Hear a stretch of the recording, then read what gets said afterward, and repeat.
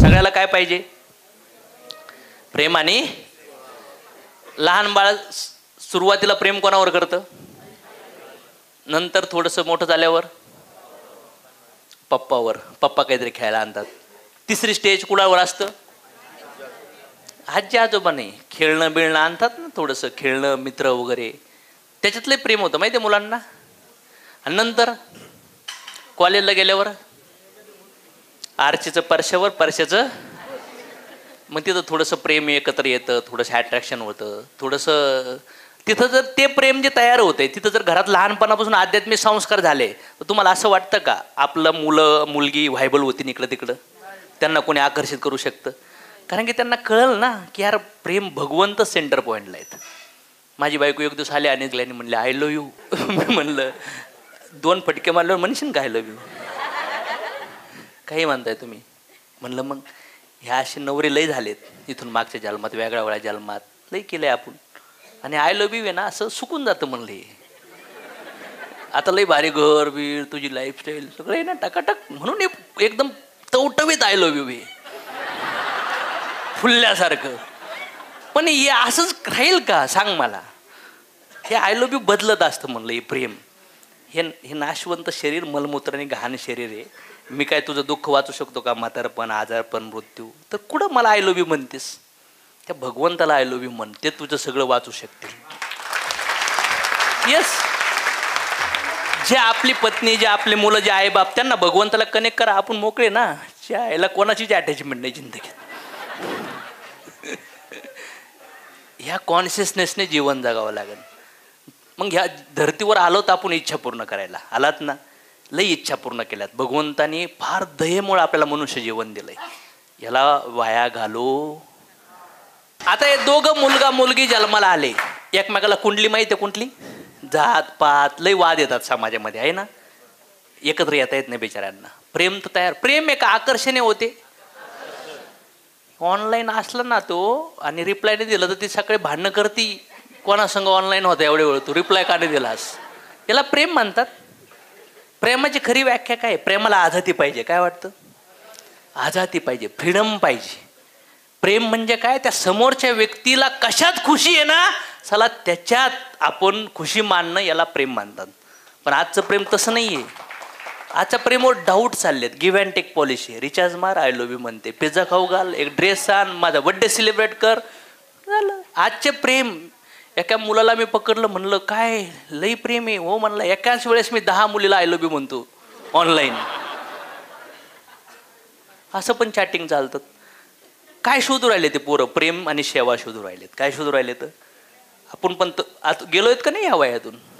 आपल्या पॅरेंटिंग हा पार्ट आहे. जे मुलं आहेत, ज्या संस्कार लागण्याची फार गरज आहे, तर त्या मुलाचे कर्म काय आहेत, त्यांचे कर्म काय आहेत, कुंडली जुळती नाही जुळती, कुंडली का जुळावं लागतात, किती गुड आणि किती बॅड कर्म आहे, यांचं मॅच होऊ शकतं का, याच्यासाठी कुंडली मिळवल्यात. आता दोघाचा कर्म गुड आहे, दोघं पण शक्ती खालू खालू रड्या गळ्या गळे घालू म्हणतात की आम्ही जगणार, आम्ही जगून दाखवणार, आमच्यात भांडणं होणार. त्यांचा आत्ताचा प्रेझेंट का बोलतोय तो? असंच आईचा मला एक फोन आला आणि म्हणली माझ्या मुलीचं एका मुलावर प्रेम आहे, पण ते आमचं जातीत बसत नाही आहे, पण ते आता ऐकत नाही आहेत. बऱ्याच दिवसापासून फॉलोअप घेत होते, माझ्यापर्यंत आलं, मी त्यांना संग बोललो.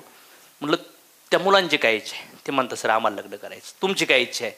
सर आमची इच्छा नाही करायला पाहिजे, तुम्हाला वाटतंय असं व्हायला पाहिजे. त्यांना काय वाटतंय विचारा आणि तसं होऊन द्या.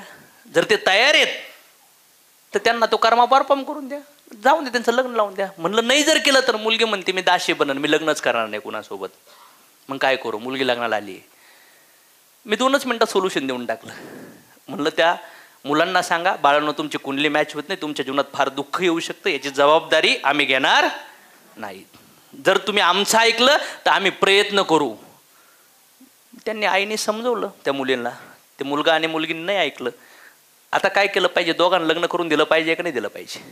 जर रोखलं तर ते कर्माला फुल स्टॉप झालाय की नाही झाला? भोगू द्या ना, शेवटी मोठे झालेत का नाही ते, सांगू द्या त्यांना तसं जगायचं. तसं जेवढी जिंदगी आहे तेवढी. मध्येच खसकले तरी म्हणलं रडू नका पुन्हा, कशाला रडता?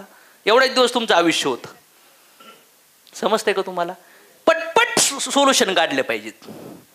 आज कधी कधी आई वडिलामुळे आपल्या पत्नीला त्रास होतो, आपल्याला त्रास होतो का नाही कधी कधी त्यांच्या विचारामुळं. डिसिजन घेतले पाहिजे की नाही घेतले पाहिजेत? सांगितलं पाहिजे, दादा अक्का तुम्ही तुमचं जीवन जगलात, तुम्हाला काहीच कमी पडून देणार नाही आम्ही, शांत भगवंताची भक्ती करा, आम्ही तुमची सेवा करू, काही गोष्टी तुम्हाला विचारून करू, काही गोष्टी आम्हाला पण मनाच्या कराव्या. हे पहिलं ऑप्शन आहे. मस्तपैकी आपण सगळे एकत्र नांदू. दुसरं ऑप्शन, तुम्हाला असं वाटलं की हे करायला पाहिजे, आम्हाला समजून सांगा. जर आम्हाला वाटलं की हे असं नाही तर आम्हाला तुम्हाला पण आमचं ऐकावं, आर्ग्युमेंट होईल थोडी आपली. जर आपली पत्नी आहे ती अर्धांगिनी म्हणू नये, तिची सेवा करणं, तिची काळजी घेणं कुणाचं कर्तव्य आहे? माझं कर्तव्य आहे. तिला जर त्रास होतोय तर तो त्रास मिटवला पाहिजे का नाही पाहिजे?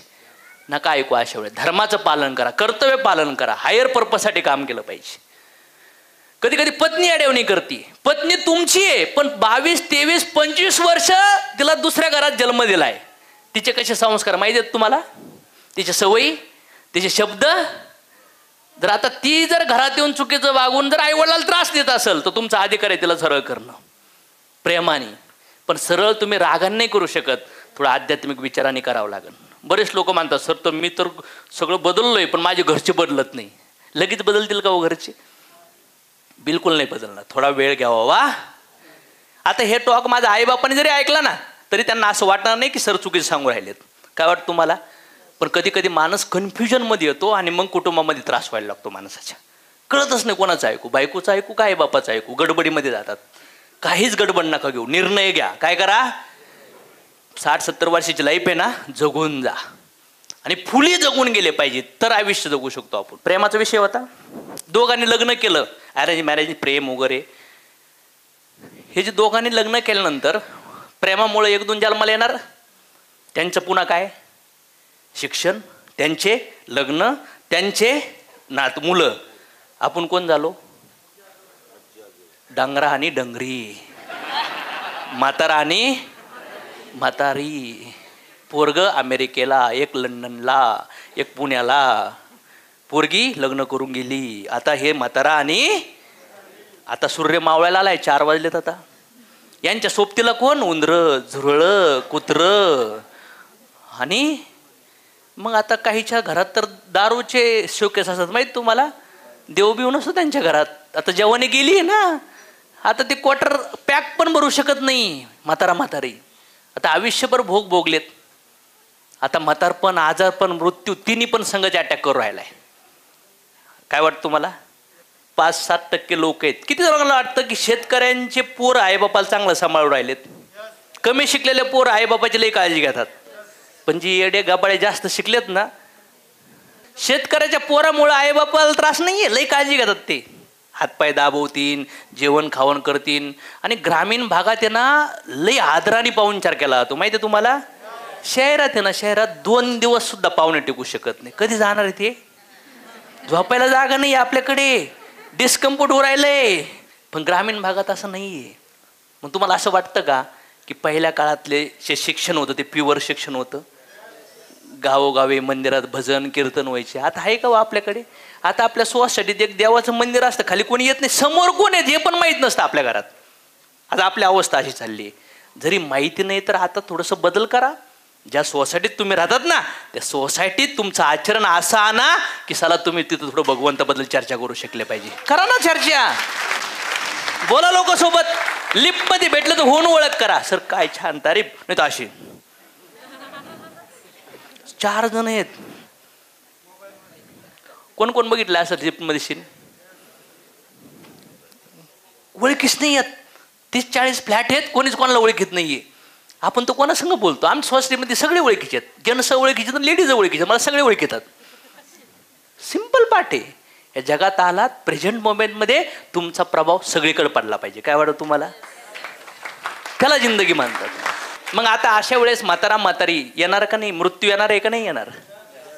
मग आता रामकृष्ण हरी आठवल का? 50-60 वर्ष आग्नीमध्ये तूप टाकले ना, इच्छा पूर्ण केल्यात, मजा मारली, कुठं आठवते म्हातारपण? पोलिओचं इंजेक्शन कधी घेतात? म्हाताऱ्या माणसाला देतात की तरुण मुलाला? आता भगवंत कधी? भगवंताला ताजं तवानं फुलं अर्पण केलं पाहिजे का पार सुकलेलं बिकलेलं पार कचरा? आता म्हातार म्हातारपणी हरे राम, मुळव्यात झाले, पोट दुखते, जॉईंट पेन, दिसत नाही, फार सुकलेलं फूळ. भगवंत म्हणतं अरे जवानीत जे तरुण पण होतं तुझं ते तू कुठंतरी इकडं तिकडं बोंबलत गाठलं, आता फार सुकल्यानंतर माझ्या चरणी आला. आणि मग नाही होत शक्य. मग कुत्र्या मांजरासारखं जीवन जगावं लागणार. मग त्याने 1000 कोटी जरी कमवले असतील ना त्या कुटुंबाने, काहीच फायदा होणार नाही. मृत्यू, म्हातारपण, आजारपण तू पैसा वाचू शकत. मग मरण्याची पण तयारी करा. म्हातारपणाची विदाऊट मोबाईल त्या बाजेवर झोपायचंय तुम्हाला. जगात आहे ना कोणावरच डिपेंड तुमचं सुख नाही पाहिजे, पोटच्या पोरावर सुद्धा नाही पाहिजे. काय वाटतं तुम्हाला? सगळेजण बेजी होणार आहेत, सगळेजण.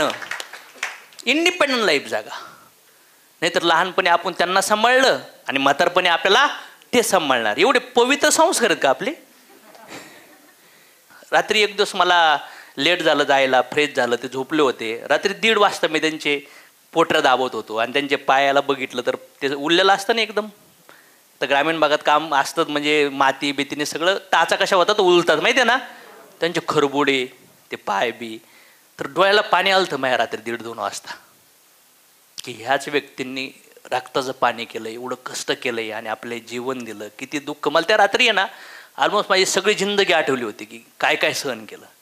एका छोट्याशा पिवळ्या लाडूसाठी आम्ही वाट पाहत बसायचो. ही पण वेळ पाहिली होती आयुष्यात. आणि विचार केला की यार कसे जीवन बदलतं. त्यांचे फाटकं बनियन मला आठवते, त्यांचा फाटका पायजामा मला आठवते. माझ्या आईने 2-3 लुगडे असे एकत्र शिवून लुगडे घातलेले मला आठवतात. आणि मी विचार केला की एक दिवस खायला माग होतो, सगळं प्रॉब्लेम किती होता, कशी कशी जीवन बदलत गेलं. मला रिअलाईज होत होतं की पुन्हा हे शरीर जर सुटलं, अचानक माझे वडील सोडून गेले तर पुन्हा आयुष्यात मला भेटतील का, कधी पुन्हा आमच्या गाठीभेटी होतील का. हेच जवळची व्यक्ती. प्रेतापशी रडण्यापेक्षा जिवंतपणे जाऊन मिठी मारून त्यांना रडा, मन हलकं व्हा. मोकळे झालेले लोक उंच उडू शकतात. काय वाटतं तुम्हाला? लय दूषित भार ठेवून ह्या जगात काहीच होऊ शकत नाही, काहीच होऊ शकत. प्रेमाची पोझिशन बदलत गेली. एक्झिट होण्याच्या आधी सगळे व्यवहार पूर्ण करून जा. जे भूतकाळात धरले ना, ज्यांनी दुःख दिलंय ना, त्यांना पण माफ करा. मेसेज टाका. त्याला टेन्शनमध्ये का ठेवतात? कोणाला दडपणामध्ये, भीतीमध्ये, ब्लॅकमेलिंगमध्ये का ठेवतात? जगून द्या ना जीवन. सगळ्याच्या हृदयात परमात्मा आहे का नाही? तुमच्या भीतीमुळं जर कोणी दुःखात जगत असेल तर त्याच्या आत्मा जो तडफडतोय ना, त्याचं ट्रान्झॅक्शन तुमच्या आयुष्यात येणाऱ्या काळात येणार आहे. नका करू असं. ज्यांनी लय त्रास दिलाय ना त्यांना झुकून माफी मारा, त्यांना पण त्यातून मोकळं करा. हलकं व्हा सगळेजण, कोणी पण असून द्या. कारण की हृदयात लय लोड असेल ना तर 500,000 किलोचं टनचा बोजा आहे. हे जड आहे का? पण असं 1 तास धरलं तर किती जड लागन, आणि 2 तास धरलं तर.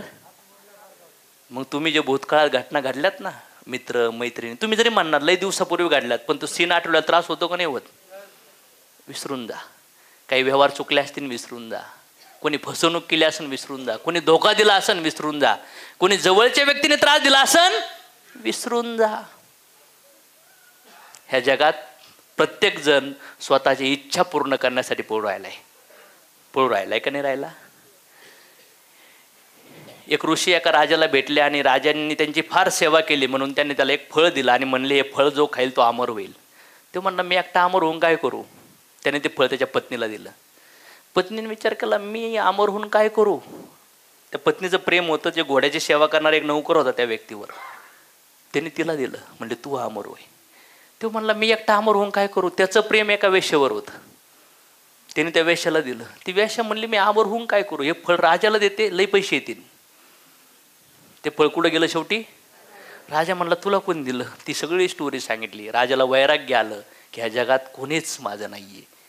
आणि त्या वैराग्यामध्ये त्याने जंगलात सगळं सोडून भगवंताची भक्ती सुरू केली आणि शरीर सोडताना त्याला भगवंत भेटले. प्रत्येक जीव गॅरंटी नाही एका छत्राखाली आहेत तर ते तुमच्यावर प्रेम करू राहिलेत. शरीर होऊ शकतं तुमच्या अधिकारामध्ये, पण हृदय तुमच्या अधिकारात पाहिजे. काय वाटतं तुम्हाला? हृदय पाहिजे.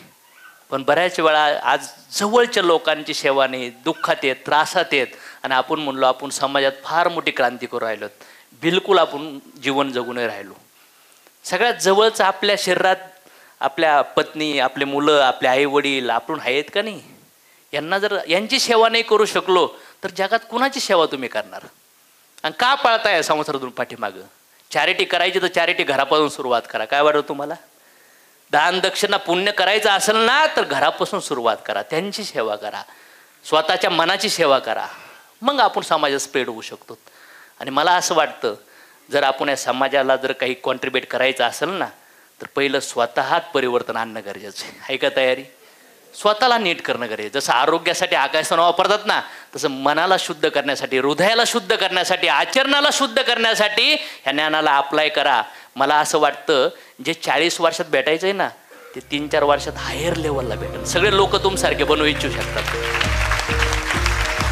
सगळे लोक.